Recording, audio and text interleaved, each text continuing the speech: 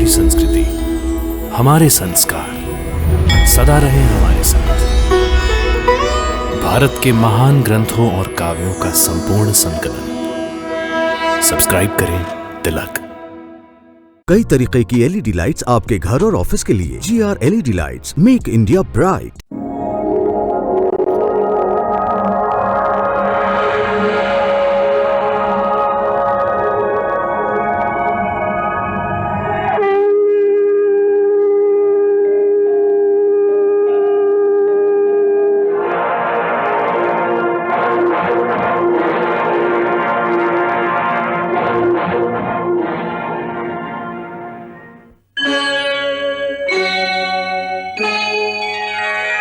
कृष्णा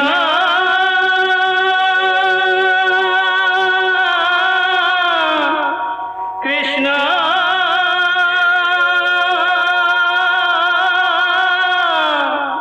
हरे कृष्णा हरे हरे।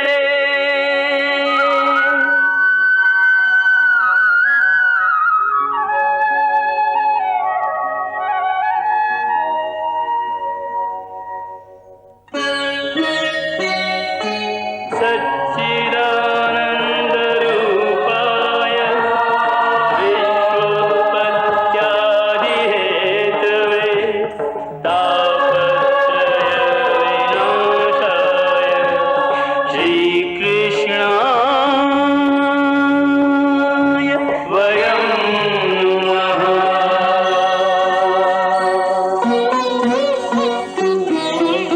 श्रीकृष्ण गोविंद हरे मुरारे, हे नाथ नारायण वासुदेव। हरे कृष्ण राधे कृष्ण राधे राधे कृष्ण कृष्ण हरे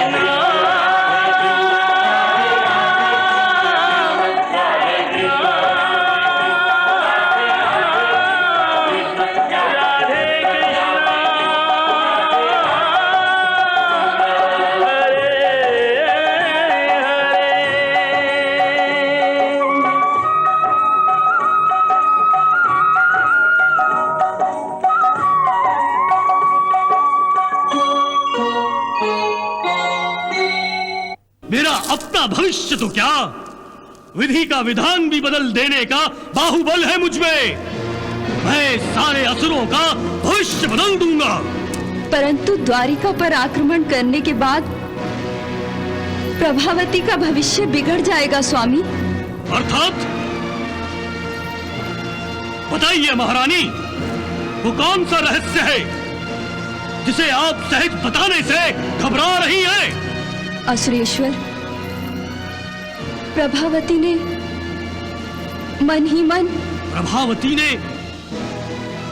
मन में किसी राजकुमार को चुन लिया है, यही कहना चाहती है ना आप? हाँ। तो इसमें फिर छुपाने वाली कौन सी बात है? यदि प्रभावती किसी राजकुमार से विवाह करना चाहती है तो हम अवश्य उसका विवाह उस राजकुमार से करा देंगे। बताइए, वो कौन भाग्यशाली राजकुमार है जिसने हमारी लाडली बेटी का मन जीत लिया है? द्वारिका के युवराज प्रद्युम्न ने। उस वाले कृष्ण के पुत्र ने? प्रभावती! वज्रनाभ, पिताश्री। दादी मां, प्रभावती को मेरे हवाले कर दो। मैं इस विद्रोही की गर्दन उड़ा देना चाहता हूं। जो मेरी गर्दन मेरे शत्रु कृष्ण के सामने झुका देना चाहती है, उसके पुत्र प्रद्युम्न के साथ प्रेम कर रही है। मैं इसे जीने नहीं दूंगा।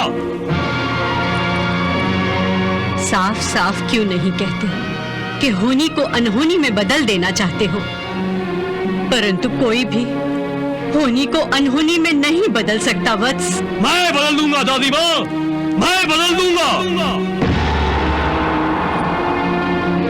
तुम भगवान तो नहीं हो वज्रनाभ, मैं भगवान हूँ, मैं भगवान हूँ। प्रभावती का जन्मदाता मैं हूँ, इसलिए इसके लिए इसका मैं ही भगवान हूँ और मैं इसका मृत्युदाता हूँ। परंतु वत्स, ये तुम्हारी पुत्री है। दादी माँ, आप चुप रहिए।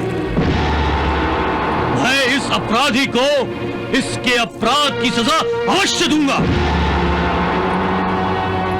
राजकुमारी प्रभावती, तुम ही बताओ, असुरों से जो द्रोह करता है उसे असुरों की नीति के अनुसार क्या दंड दिया जाता है?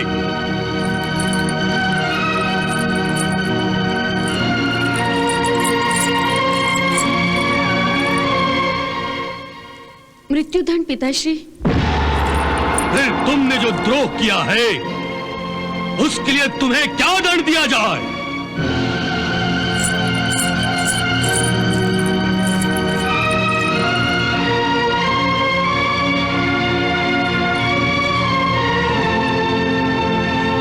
मृत्युदंड पिताश्री। अपराधी आपके सामने है पिताश्री, दीजिए मुझे मृत्युदंड।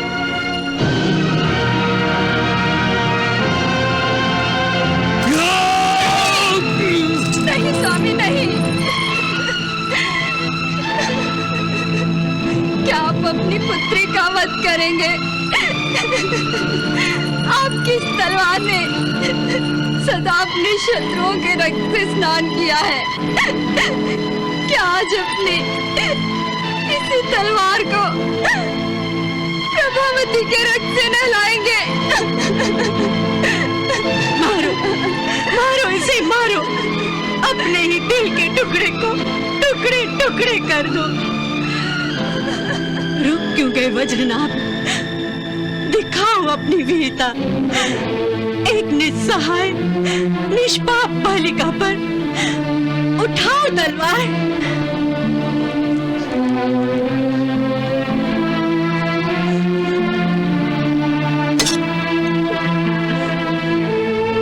मैंने अक्षम्य अपराध किया है पिताश्री। तुम्हारे इस अपराध के लिए मैं अपने आप को कभी क्षमा नहीं कर पाऊंगा प्रभावती। पिताश्री, मैं आपकी पुत्री हूँ।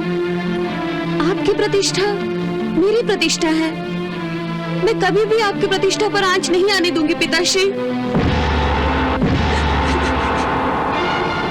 अब मैं कभी भी प्रद्युम्न से विवाह नहीं करूंगी पिताश्री, कभी नहीं करूंगी। तुम्हारे साथ विवाह करने के लिए प्रद्युम्न अब जीवित भी नहीं रहेगा। उस ग्वाले कृष्ण के पुत्र प्रद्युम्न ने तुम्हें मोहित करने के लिए जो अपराध किया है उसके लिए मैं उसे दंड दूंगा, उसे मृत्युदंड दूंगा। अब तो मेरा द्वारिका पर आक्रमण करना परम आवश्यक हो गया है। मैं आक्रमण करके द्वारिका पर तबाही मचा दूंगा। कृष्ण बलराम के साथ प्रद्युम्न को भी यमलोक पहुंचा दूंगा।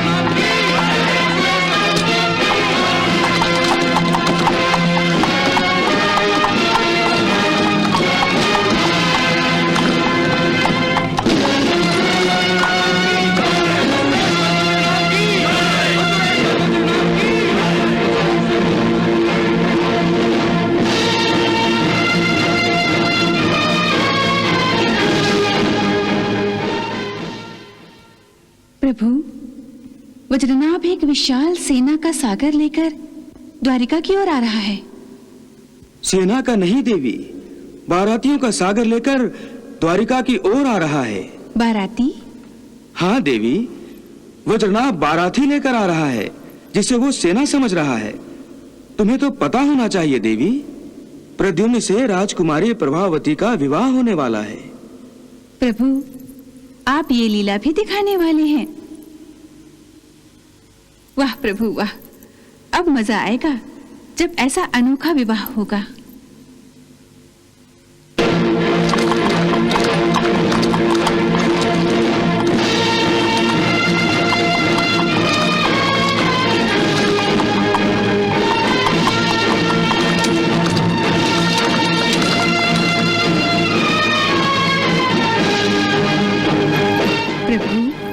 वज्रनाभ यदि पहले ही प्रद्युम्न का संबंध प्रभावती के साथ जोड़ने के लिए मान जाता तो इस शत्रुता का अंत और मित्रता का आरंभ हो जाता। प्रभु, आपने हर समय हर घड़ी संसार के सामने समाज सुधार के नए नए अध्याय रखे हैं। सदा ही आपने समाज को अन्याय और अत्याचार से मुक्त करने का प्रयास किया है। देवी, जब मनुष्य का विवेक, अहंकार और द्वेष जैसे शत्रुओं का बंदी बन जाता है तो अविवेक ही मनुष्य के मन पर राज करता है और वो उचित निर्णय लेने के योग्य नहीं रहता। असुर राज वज्रनाभ की भी यही दशा है देवी। वो अपने आत्मविश्वास को अपना सुरक्षा कवच समझ रहा है, परंतु वो आत्मविश्वास नहीं है, अहंकार है, और अहंकार कभी किसी का सुरक्षा कवच नहीं बन सकता। चाहे वो देवता हो, चाहे दानव, चाहे मानव। देवी, अहंकार मनुष्य को उस गहरी खाई की ओर ले जाता है जहां से कोई ऊपर नहीं आ सकता। वाह प्रभु वाह, कितना महान सत्य आपने सहज ही कह दिया। परंतु वज्रनाभ ये सत्य जानने का प्रयास तक नहीं कर रहा है। वज्रनाभ को इसी सत्य का परिचय देने के लिए मैंने दादी माँ के माध्यम से कितने ही संकेत दिए, परंतु मूर्ख अज्ञानी वज्रनाभ इन संकेतों को समझ नहीं सका। देवी, वज्रनाभ महत्वाकांक्षा का मारा हुआ है। जिस दुर्योधन को वज्रनाभ अपना मित्र समझ रहा है, उसी दुर्योधन का उदाहरण सामने होते हुए भी स्वयं वज्रनाभ महत्वाकांक्षा के वाहन पर आरूढ़ होकर द्वारिका पर आक्रमण करने हेतु चला आ रहा है।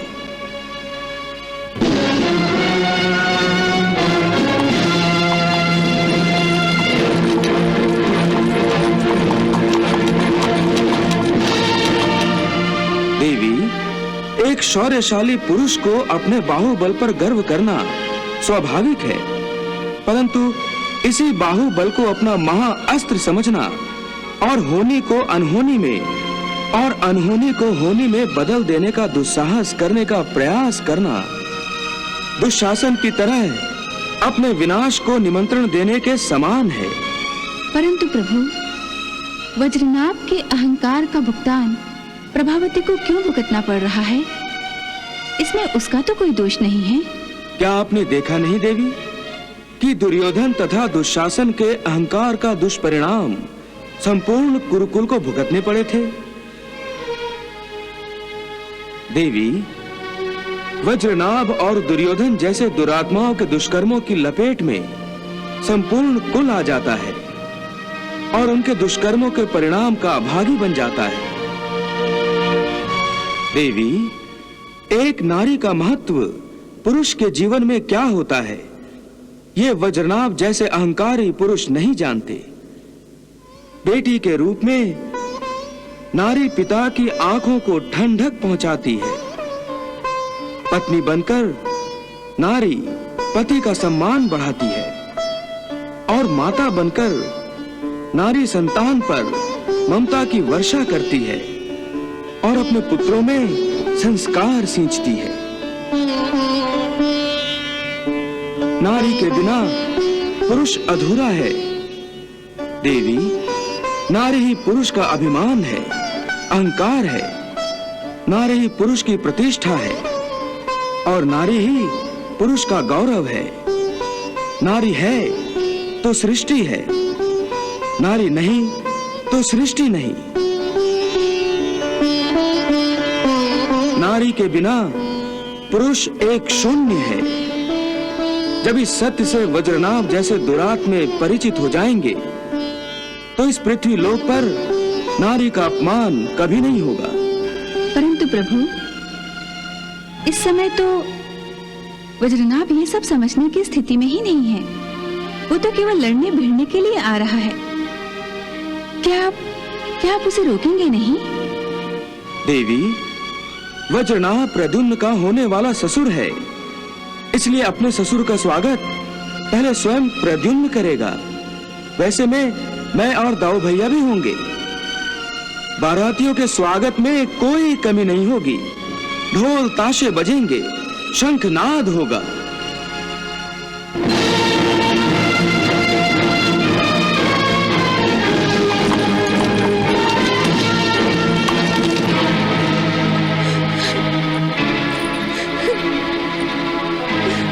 मुझे क्षमा कर दीजिए पिताश्री, मेरे कारण जो आपका अपमान हुआ है। मैं नहीं चाहती कि मेरे कारण आपका सर झुक जाए। आप असुरों का मान है, असुरों की शान है। एक पुत्री के कारण जब पिता का अपमान हो तो ऐसे पुत्री को जीने का कोई अधिकार नहीं है। मुझे भी जीवित रहने का कोई अधिकार नहीं है। पिताश्री, मेरा अंतिम प्रणाम स्वीकार कीजिए और मुझे क्षमा कीजिए।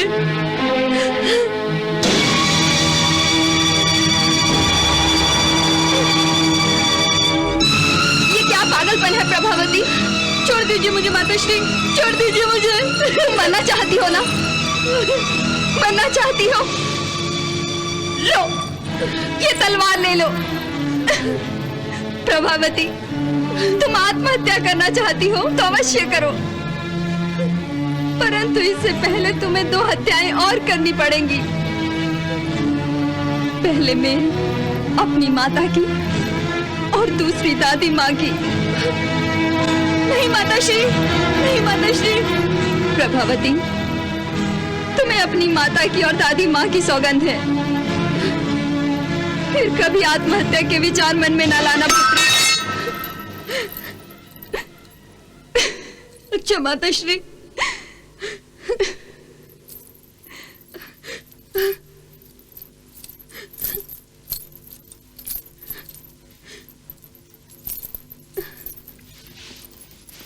तुम अपने पिता की मान मर्यादा के लिए अपने प्राण तक न्यौछावर करने को तैयार हो गई। ये देखकर ये बात मेरे समझ में नहीं आती कि तुमने शत्रुपुत्र प्रद्युम्न को अपना दिल देकर असुर कुल की मान मर्यादा भंग क्यों की? मैं विवश हो गई थी माँ। ऐसी कौन सी विवशता थी पुत्री? अंतरिक्ष में जाने का ये फल प्राप्त होगा। यदि इस बात का मुझे पता होता तो मैं सखी तारका के साथ कभी न जाती माताश्री। अंतरिक्ष में? हाँ माताश्री, उस रात मैं सखी तारका के साथ अंतरिक्ष में विहार करने गई थी।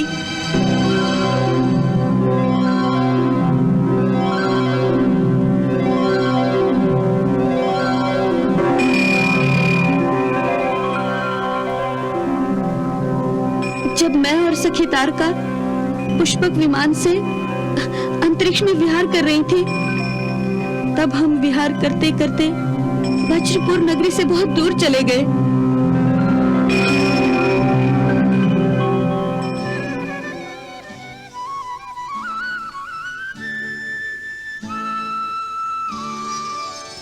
फिर अचानक मैंने बांसुरी के मधुर स्वर सुने।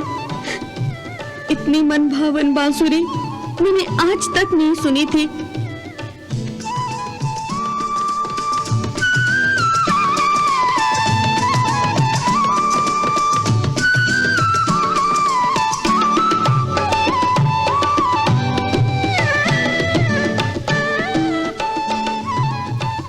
मैं धरती पर उतरी और देखा कि एक सुंदर नौजवान बांसुरी बजा रहा था। मुझसे रहा नहीं गया और मैं उसकी ओर चल पड़ी।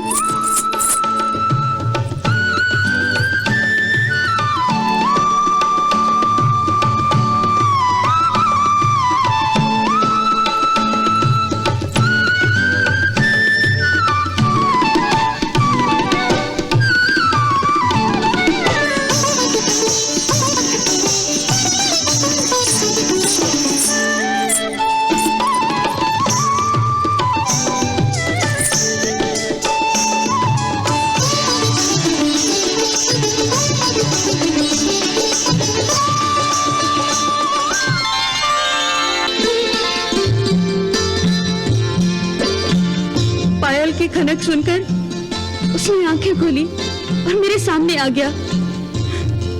मैं नहीं जानती थी कि वो राजकुमार प्रद्युम्न है। बस इतना जानती थी कि मन ही मन मैंने उसे अपना स्वामी मान लिया था।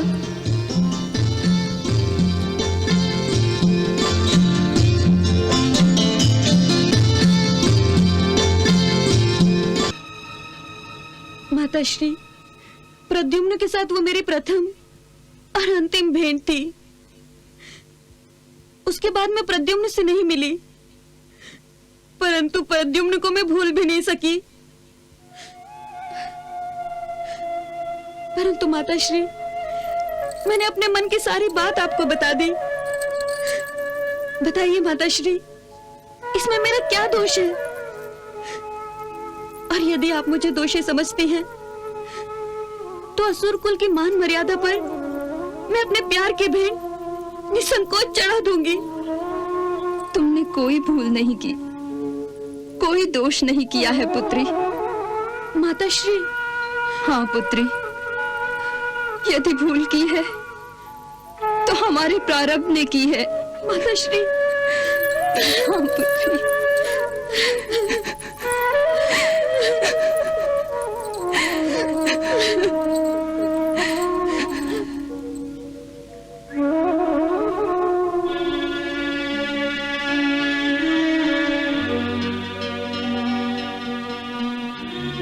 प्रभु, प्रभु,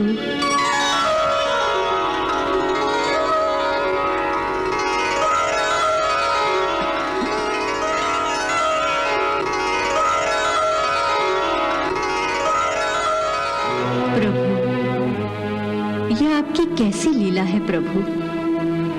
एक और प्रभावती आपकी भक्ति करेगी और दूसरी ओर प्रभावती का अज्ञानी पिता वज्रनाभ आप जैसे सर्वशक्तिमान के सामने अपनी शक्ति का प्रदर्शन करेगा। प्रभु, आपकी लीला अगाध है, परंतु आपकी कैसी लीला है। आप किसी को भरपेट देते हैं और किसी को भूखा भी रखते हैं। आप ही आंखें प्रदान करते हैं और उन आंखों की दृष्टि आप ही छीन लेते हैं। ये कैसी लीला है? यह आपकी कैसी लीला है प्रभु? हे तपस्विनी, प्रभु, देने वाला मैं हूं और लेने वाला भी मैं हूं। शक्ति प्रदान मैं ही करता हूं और उस शक्ति का जब दुरुपयोग किया जाता है तब दंडनायक भी मैं ही होता हूं। परंतु मैं किसी के प्रारब्ध में हस्तक्षेप नहीं करता, क्योंकि किसी का प्रारब्ध मैं नहीं बनाता। हर कोई अपने अपने कर्मों के फल स्वरूप अपना अपना प्रारब्ध बनाते हैं। पुण्य कमाने वाले सुख भोगते हैं और पाप कमाने वाले दुख। मैं हर किसी को संभलने का अवसर भी देता हूं, फिर भी यदि कोई नहीं संभलता तो वो अपने कर्मों का भुगतान अवश्य भुगतता है। प्रकाश और अंधकार का ये युद्ध सनातन है और ऐसे युद्ध में अंतिम विजय प्रकाश की ही होती है। ये सत्य जानने के बाद भी वज्रनाभ जैसे दुराचारी अंधकार के मार्ग को स्वीकार करते हैं। ये अंधकार अधर्म, अन्याय, अनीति और अहंकार का प्रतीक है। वज्रनाभ जैसे दुरात्माओं को भी मैं अपनी प्रभुता का साक्षात्कार कराता हूं, परंतु अहंकार के अधीन होकर ऐसे दुरात्मे मेरे साक्षात्कार का संकेत समझ नहीं पाते और अंत में नष्ट हो जाते हैं। प्रभु, प्रभु, आप वज्रनाभ को क्षमा कीजिए प्रभु। हे तपस्विनी, हे वत्से, मैं तो निर्लिप्त हूं। मुझे न किसी से लोभ है, मोह है और न ही किसी पर मुझे क्रोध है। वज्रनाभ पर भी मुझे क्रोध नहीं है, जो कोई भी सृष्टि के लिए बनाए नियमों का उल्लंघन करता है, विधि का विधान बदलने की धृष्टता दिखाता है, उसे दंड देना दंड नायक होने के कारण मेरा परम कर्तव्य बन जाता है। यही तो मेरा धर्म है। इस धर्म का पालन करने तो मैं पृथ्वी पर अवतरित हुआ हूँ। इसका अर्थ प्रभु, आप वज्रनाभ को दंड देंगे? क्या ये अनिवार्य नहीं है? परंतु प्रभावती का तो ध्यान कीजिए, वो तो निष्पाप है। प्रभावती की आप चिंता मत कीजिए, प्रभावती का प्रद्युम्न से विवाह होगा। इसका अर्थ ये है प्रभु कि प्रभावती आपकी बहू बनेगी? हे योगिनी, प्रद्युम्न प्रभावती के विवाह से मैं दुराचारियों को संकेत देना चाहता हूँ। मैं केवल अधर्म और अधर्मियों के विरुद्ध हूँ, उनके निष्पाप रिश्तेदारों के विरुद्ध नहीं हूँ। उनसे मेरी कोई शत्रुता नहीं है, वो सब मेरे हैं। प्रभु, आप धन्य हैं, आप धन्य हैं प्रभु।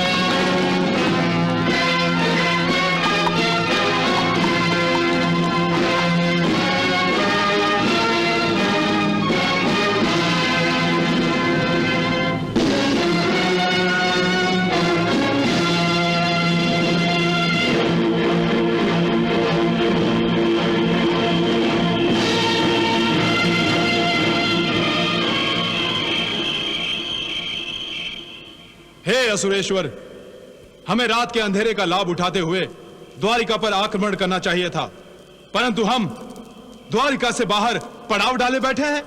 नहीं वृषभान, हमें कृष्ण से डरने और रात के अंधेरे में आक्रमण करने की कोई आवश्यकता नहीं है। हम तो स्वयं उस ग्वाले को भयभीत करना चाहते हैं। वो कैसे असुरेश्वर? द्वारिका नगरी के मुख्य द्वार के सामने हमारी सेनाओं का पड़ाव ग्वाले कृष्ण और बलराम के लिए एक चुनौती है, परंतु इतने पर भी हम बस नहीं करेंगे। हम अपना दूध भी ग्वाले कृष्ण के पास भेजेंगे। परंतु दूध भेजने की क्या आवश्यकता है सुरेश्वर? हम असुर हैं और राजनीतिक शिष्टाचार को मानना हमारी परंपरा नहीं है। परंतु मैं उस संसार को जिस पर मैं अपना राज्य स्थापित करना चाहता हूं, यह दिखा दूंगा कि कृष्ण को पराजित करने के लिए हमने कोई भी छल कपट का प्रयोग नहीं किया है। हम अपने एक मायावी असुर को ही दूत के रूप में भेजेंगे। परंतु संदेश क्या भेजेंगे? हमारा उद्देश्य तुम्हें पता है।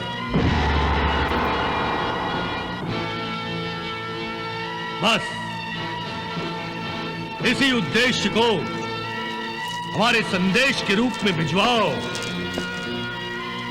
दूत को भारी से भारी शब्दों का चयन करने का अधिकार है। यूं समझो कि दूत के रूप में हम द्वारिका के दरबार में गरजेंगे।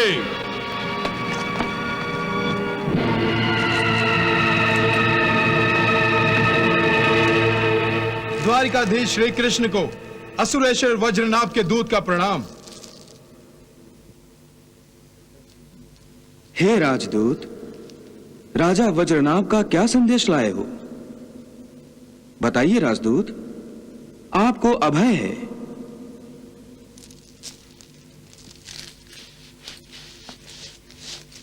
हे ग्वाले,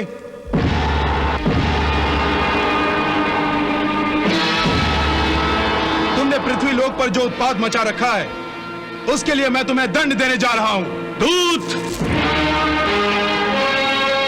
दंड तो मैं तुम्हें दूंगा। दाऊ भैया, कन्हैया, कन्हैया को जो भी अपशब्द से संबोधित करता है, वो जीवित रहने का अधिकार ही खो देता है। रुक जाइए दाऊ भैया। परंतु कन्हैया, ये तुम्हारा दाऊ भैया, ये दूत है, राजा वज्रनाभ का दूत। वज्रनाभ ने जो संदेश भेजा है उसे वैसा ही सुनाना इसका धर्म है, और इस समय यह अपने धर्म का पालन कर रहा है। इसे सुनाने दीजिए अपना संदेश। दाऊ भैया, हमें भी तो समझना चाहिए कि वज्रनाभ के हृदय में हमारे लिए कितना विष भरा हुआ है। हे राजदूत, तुम अपने स्वामी राजा वज्रनाभ का संदेश सुनाओ। हे कृष्ण, तुम महाचतुर हो। अपने आसपास बाट इकट्ठा करके उन बाटों से अपनी झूठी प्रशंसा करवाते हो, परंतु तुम तो झूठी प्रशंसा के योग्य नहीं हो। प्रशंसा के योग्य केवल मैं हूं।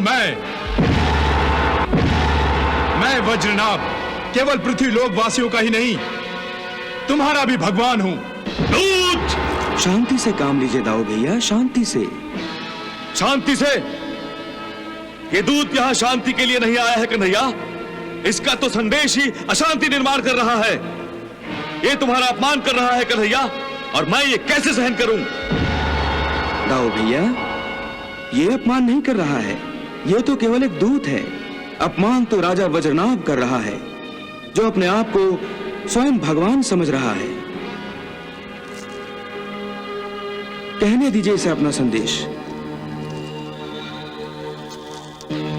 हे ग्वाले, तुम मेरी बराबरी करने का अपराध करते आए हो, परंतु मैं तुम्हें सदा सर्वदा क्षमा ही करते आया हूं। परंतु अब तुम्हारे पुत्र प्रद्युम्न ने मेरी पुत्री प्रभावती को बहकाने का जो भयंकर अपराध किया है, उसके लिए ना उसे क्षमा करूंगा, ना तुम्हें। मैं द्वारिका से कुछ अंतर पर तुम्हारी प्रतीक्षा में पड़ाव डाले बैठा हूं। यदि तुम मेरी शरण में आ गए तो मैं तुम्हें अभय दूंगा, वरना तुम्हें, तुम्हारे भाई बलराम और तुम्हारे पुत्र प्रद्युम्न को मृत्यु दंड दूंगा। मृत्यु दंड।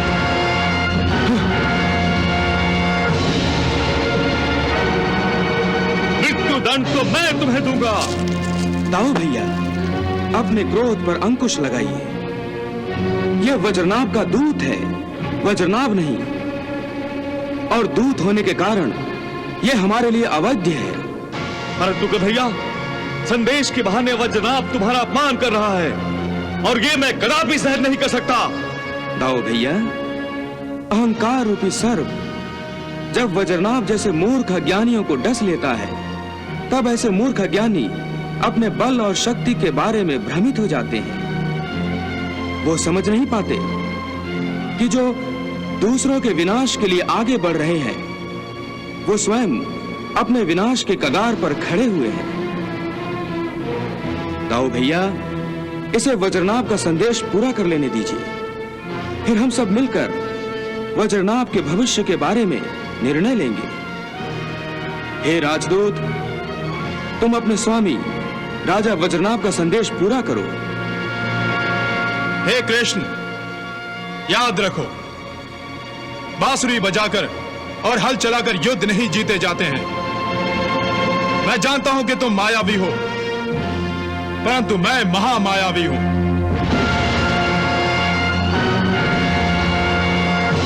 इसलिए द्वारिका और स्वयं अपना विनाश नहीं चाहते हो तो मेरी शरण में आ जाओ। मैं तुम्हें केवल एक दिन का समय देता हूं, उसके बाद मैं स्वयं द्वारिका में आ जाऊंगा। तब द्वारिका को कोई नहीं बचा सकेगा।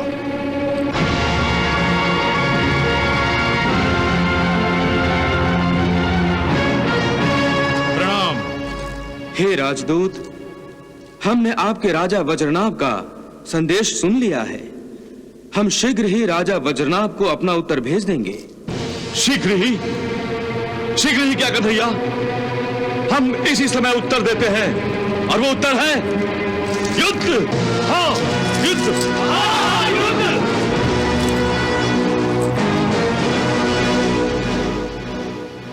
प्रभु, युद्ध युद्ध की गूंजें आज राज दरबार की दीवारों तक को हिला रही थी।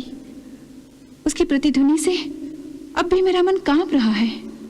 देवी, मैं जानता हूं कि युद्ध आपको मन से पसंद नहीं है, फिर भी जब युद्ध अनिवार्य हो जाता है तो तलवार का जवाब तलवार से ही देना पड़ता है। देवी, आप तो जानती हैं, धर्म अधर्म के युद्ध में धर्म की ही जीत होती है।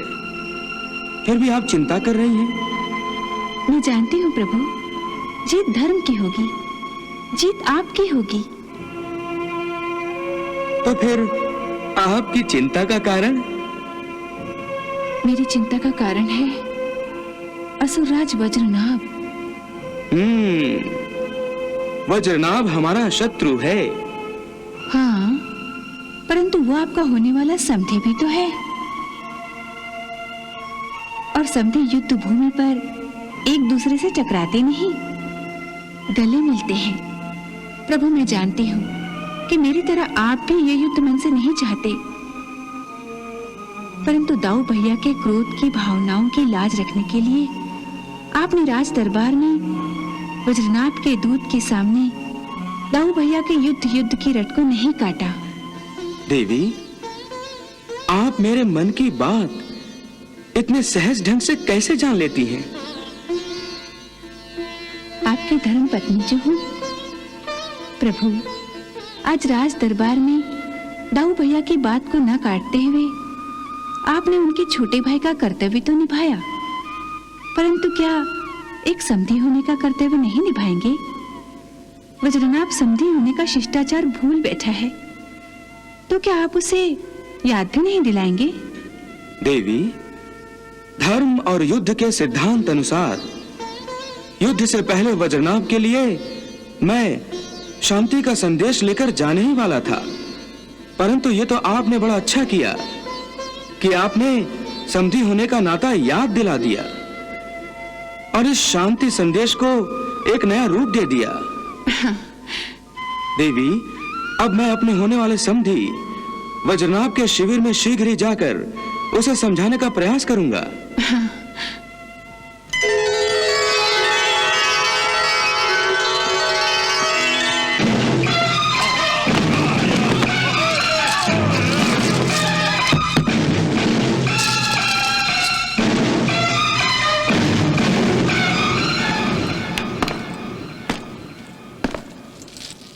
कौन हो तुम?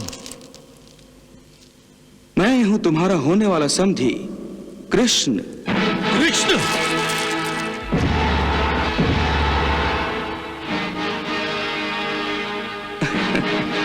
तो तुम अपने समधी के स्वागत के लिए तैयार हो? यह तो बड़ी अच्छी बात है। आओ, गले लग जाओ।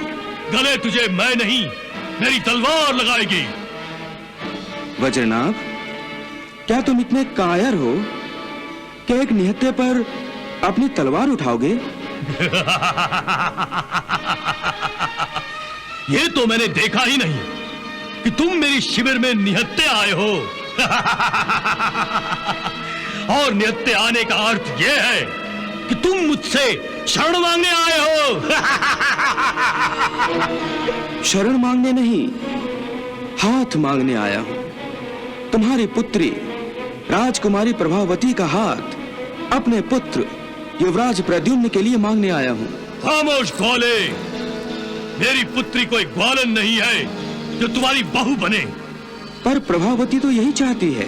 वज्रपुर में वही होता है जो वज्रनाभ चाहता है, और मैं नहीं चाहता कि प्रभावती प्रद्युम्न को चाहे। राजकुमारी प्रभावती को यही मैंने आदेश दिया है। परंतु वज्रनाभ, प्रेम किसी राजा के आदेश के अधीन नहीं होता। यदि मेरी पुत्री मेरे आदेश का विरोध करती तो अब तक मेरी ये तलवार उसके रक्त से लाल हो चुकी होती। मेरे सामने वो अपनी जबान नहीं खोल सकती। माँ बाप अपनी संतान की इच्छाओं को अपने पैरों तले नहीं कुचलते। प्रभावती और प्रद्युम्न एक दूसरे से प्रेम करते हैं, इसलिए दोनों को विवाह के पवित्र बंधन में बांध देना ही उचित है। विवाह? ये कहो कि तुम द्वारिका को मेरी सेना के घेरे में देखकर घबरा गए हो और मुझसे शरण मांगना चाहते हो, परंतु द्वारिकाधीश को शरण मांगते हुए लाज आ रही है, इसलिए विवाह के बहाने अपने आप को अपनी द्वारिका को मेरे प्रकोप से बचाना चाहते हो। हाँ, मैं सबको युद्ध से बचाना चाहता हूँ। पर बचा नहीं सकोगे। कल युद्ध होगा। तुम और तुम्हारा भ्राता बलराम, प्रद्युम्न और सारी द्वारिका नगरी सब के सब मेरे हाथों नष्ट हो जाएंगे। हे असुर राज वज्रनाभ, असली आनंद नष्ट करने में नहीं, निर्माण करने में आता है। सच्चा मजा तोड़ने में नहीं, जोड़ने में आता है। इसलिए मैं प्रभावती और प्रद्युम्न को बंधन में जोड़ना चाहता हूँ। दोनों राज्यों को संबंध में जोड़ना चाहता हूँ। उन्हें और भी शक्तिशाली बनाना चाहता हूँ। शक्ति की आवश्यकता मुझे नहीं है, क्योंकि मैं शक्तिशाली हूं। इसलिए तुम मुझसे संबंध जोड़कर मेरी शक्ति का लाभ उठाना चाहते हो।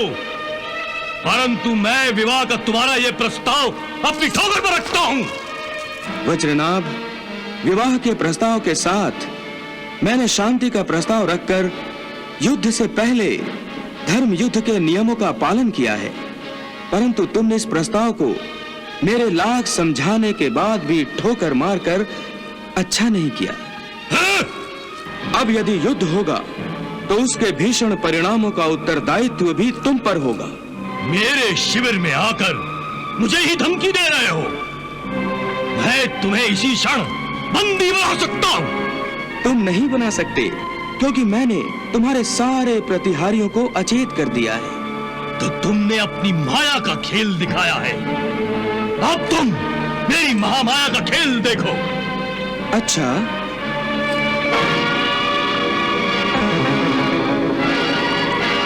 प्रतिहारियों, आज्ञा सुरेश्वर। इस ग्वाले कृष्ण को बंदी बना लो। जो आज्ञा सुरेश्वर।